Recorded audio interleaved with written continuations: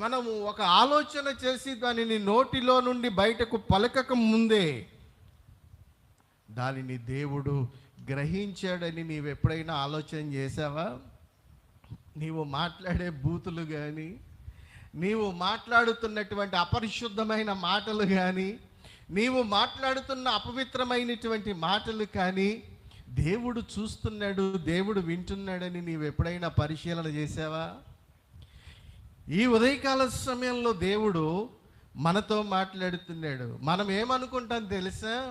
ఒకళ్ళకి అన్నదానం చేస్తే దేవుడు చూస్తాడు, ఒకళ్ళకి దాన ధర్మం చేస్తే దేవుడు చూస్తాడు అని అనుకుంటాం. పుణ్యాలు చేస్తాం, దాన ధర్మాలు చేస్తాం, కానీ పాపము చేస్తే దేవుడు చూడ్డా?